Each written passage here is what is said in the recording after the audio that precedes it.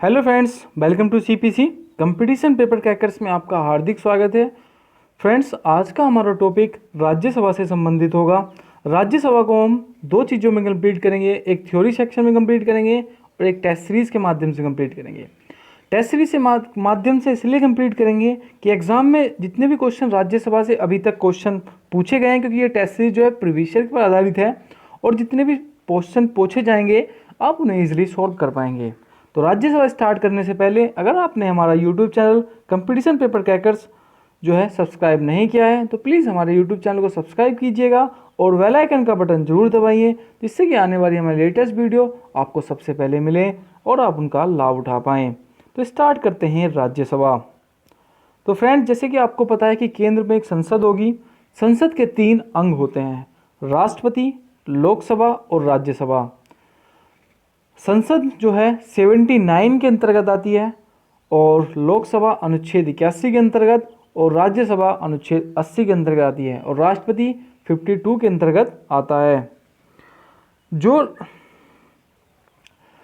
क्योंकि इन संसद के 3 अंग होते हैं, इन तीनों की अगर कोई विधेयक पास होना चाहिए तो इन तीनों की अहम भूमिका होती है, क्योंकि ये तीनों ही जो है वो विधेयक पास कर सकते हैं। तो राज्यसभा को विभिन्न नामों से जाना जाता है, जैसे कि उच्च सदन के नाम से जाना जाता है, विशेषज्ञ सदन के नाम से जाना जाता है और स्थायी सदन के नाम से जाना जाता है।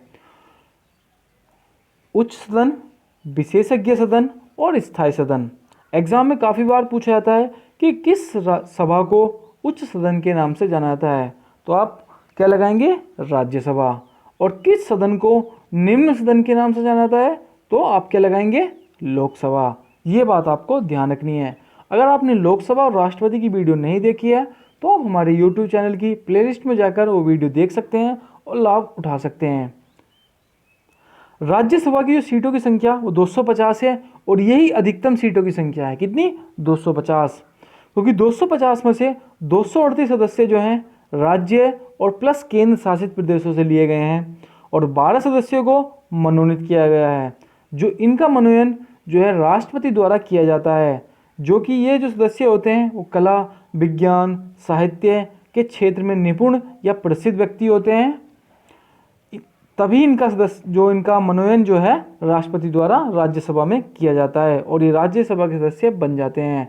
इस टाइम जो राज्यसभा में सदस्य हैं वो 245 हैं और 233 सदस्य जो हैं वो राज्य प्लस केंद्र शासित प्रदेश से लिए गए हैं और 12 सदस्यों को मनोनीत किया गया है। इस चुनाव में जो है राज्य और 2 केंद्र शासित प्रदेशों की विधानसभा के सदस्यों द्वारा दिए गए हैं। जो प्रतिनिधि दिए गए हैं वो 2 केंद्र शासित प्रदेश और राज्यसभा के जो है राज्य के जो विधानसभा है वहाँ से लिए गए हैं। 2 केंद्र शासित प्रदेश दिल्ली और पौंडीचेरी से। अब हम बात करते हैं इनकी सीटों का बंटवारा किस तरह से किया गया। तो सीटों का जो बंटवारा है वो जनसंख्या के आधार पर किया गया है। क्योंकि कौन सी जनसंख्या के आधार पर किया गया है? 1971 की जो भारत की जनसंख्या थी उस टाइम, उसके आधार पर किया गया है।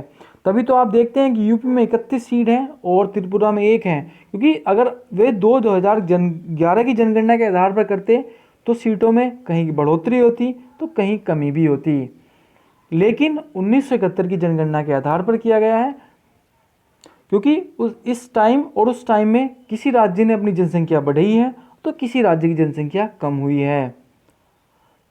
नेक्स्ट, 7 केंद्र शासित प्रदेशों में से दिल्ली और पौंडीचेरी के प्रतिनिधि राज्यसभा में भाग लेते हैं। कौन कौन से? 7 केंद्र शासित प्रदेशों में से दिल्ली और पौंडीचेरी। अब हम बात करते हैं राज्यसभा के सदस्यों की योग्यताओं के बारे में कि उनमें क्या क्या योग्यता होनी चाहिए। तो राज्यसभा के जो सदस्य हैं उनकी योग्यता होनी चाहिए कि नंबर 1, वे भारत के नागरिक हों, 30 वर्ष की आयु पूरी कर चुके हों और वह किसी भी लाभ के पद पर नियुक्त न हों, मानसिक रूप से स्वस्थ हों। क्या क्या? भारत के नागरिक हों, 30 वर्ष की आयु पूरी कर चुके हों, किसी भी लाभ के पद पर ना हो, लाभ के पद मतलब सरकारी भी किसी पद पर ना हो, और मानसिक रूप से स्वस्थ हो मतलब पागल व दिवालिया ना हो। 30 वर्ष आयु मतलब राज्यसभा में सदस्य बनने के लिए कितनी आयु होनी चाहिए? तो 30 वर्ष होनी चाहिए। और लोकसभा में कितनी होनी चाहिए? 25 वर्ष। और राष्ट्रपति बनने के लिए 35 वर्ष आयु होनी चाहिए। अब हम बात करते हैं कार्यकाल की। राज्यसभा एक जो है आपका एक स्थायी सदन है, इसे कभी भी भंग नहीं किया जा सकता और इसके सदस्यों का जो कार्यकाल होता है वो 6 वर्ष होता है। कितना होता है इसके सदस्यों का कार्यकाल? 6 वर्ष। अब इसमें चुनाव किस तरह से होते हैं वो देखते हैं कि इसमें 1/3 सदस्य हर 2 वर्ष बाद अवकाश ग्रहण कर लेते हैं और उनके स्थान पर नए सदस्य का चुनाव होता है। जैसे सपोज माना कि राज्यसभा में जो सीटें हैं वो कितनी है? 120 हैं।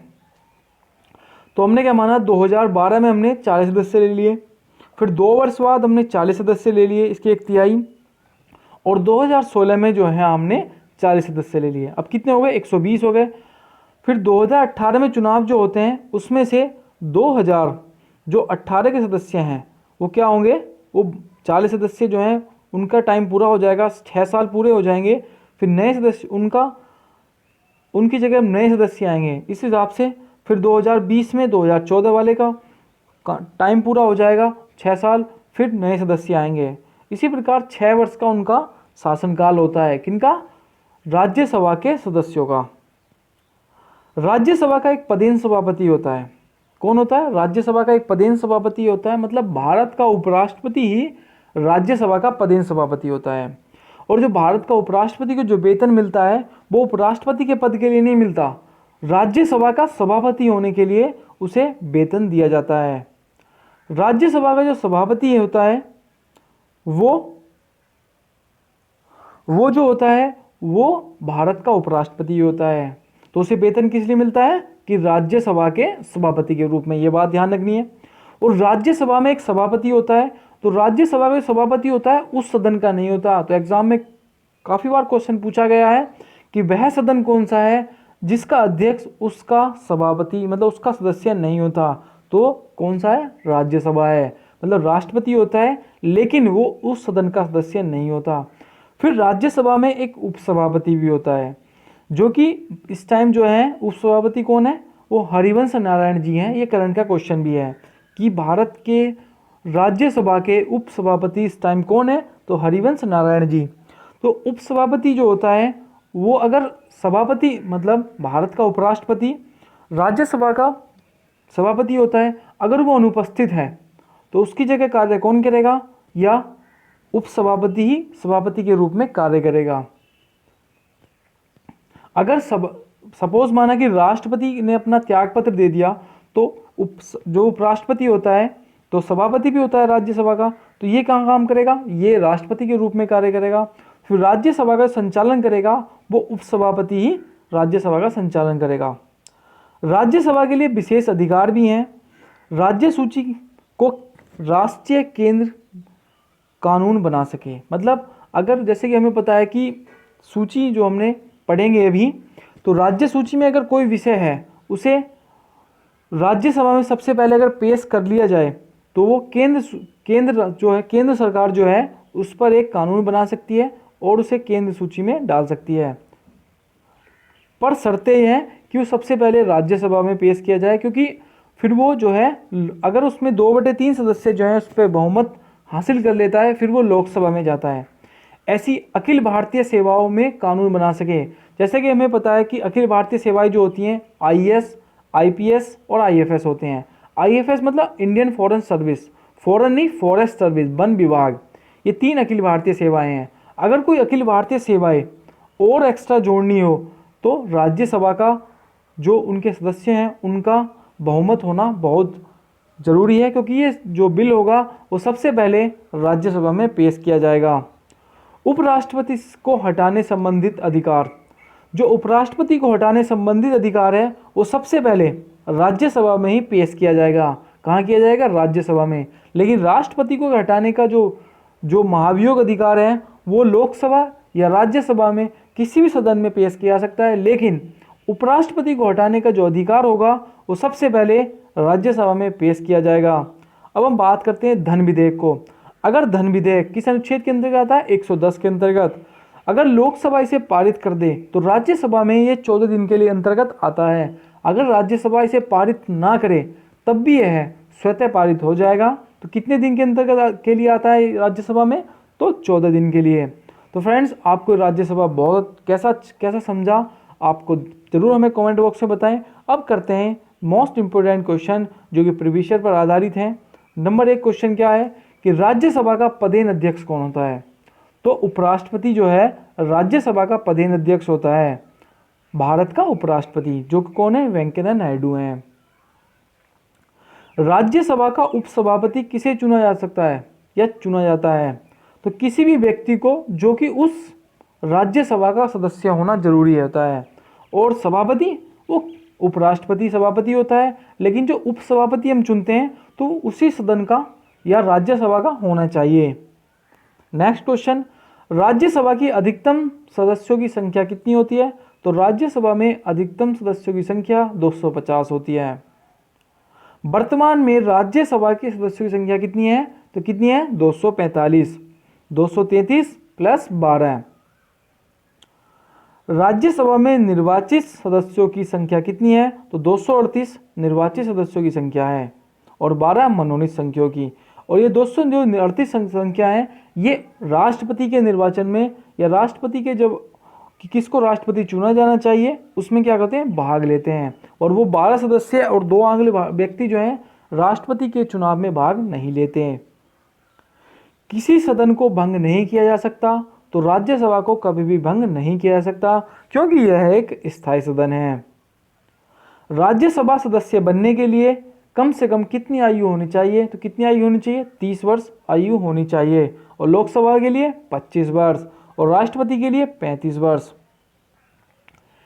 किस राज्य में राज्यसभा के सर्वाधिक सांसद हैं? तो उत्तर प्रदेश के कितने? 31। भारत के कौन से प्रधानमंत्री राज्यसभा के सदस्य रहे हैं? तो मनमोहन सिंह और इंदिरा गांधी राज्यसभा के सदस्य रहे हैं प्रधानमंत्री बनने से पहले। राज्यसभा के प्रति उत्तरदायी नहीं होते, तो मंत्रिपरिषद के प्रति जो है मंत्रिपरिषद होती है वो राज्यसभा के प्रति उत्तरदायी नहीं होती है, ये लोकसभा के प्रति उत्तरदायी होते हैं। नेक्स्ट क्वेश्चन, राज्यसभा के सभी सदस्य राज्यों का प्रतिनिधित्व किस तरह के आधार पर किया जाता है? तो जनसंख्या के आधार पर। प्रत्येक राज्य के प्रतिनिधित्व निश्चित जनसंख्या के आधार पर इनके जो है किया जाता है। राज्यसभा के लिए नामित की गई प्रथम महिला फिल्म स्टार कौन थी? तो नरगिस दत्त थी। कौन थी? नरगिस दत्त। एग्जाम में क्वेश्चन काफी बार पूछा गया है कि राज्यसभा के लिए नामित की गई प्रथम महिला फिल्म स्टार कौन थी? तो नरगिस दत्त। राज्यसभा का पहली बार गठन कब हुआ?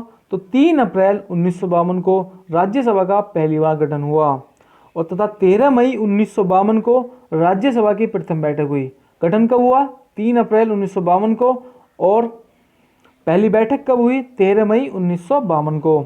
नेक्स्ट क्वेश्चन, किस संघ शासित राज्यों के राज्यसभा के प्रतिनिधित्व भाग नहीं लेते? किसमें? राज्यसभा में। तो अंडमान निकोबार द्वीप, चंडीगढ़, दादर नगर हवेली और लक्षद्वीप एवं दमनद्वीप के जो व्यक्ति होते हैं, जो वहाँ के सदस्य होते हैं, जो चुने जाते हैं, वो भाग नहीं लेते। सिर्फ दिल्ली और पौंडीचेरी के व्यक्ति ही भाग लेते हैं। राज्यसभा की 2 बैठकों के मध्य समयांतराल कितना होना चाहिए? अधिक से अधिक वो 6 मंथ होना चाहिए। राज्यसभा के द्विवार्षिक चुनावों की अधिसूचना कौन जारी करता है? तो निर्वाचन आयोग जारी करता है। वह कौन सा सदन है जिसका अध्यक्ष उस सदन का सदस्य नहीं होता? तो राज्यसभा। कौन नहीं होता? राज्यसभा। यह एग्जाम में क्वेश्चन काफी बार पूछा गया है। राज्यसभा की प्रथम महिला सचिव कौन थी? तो BS रामादेवी जो थी राज्यसभा की प्रथम महिला सचिव थी।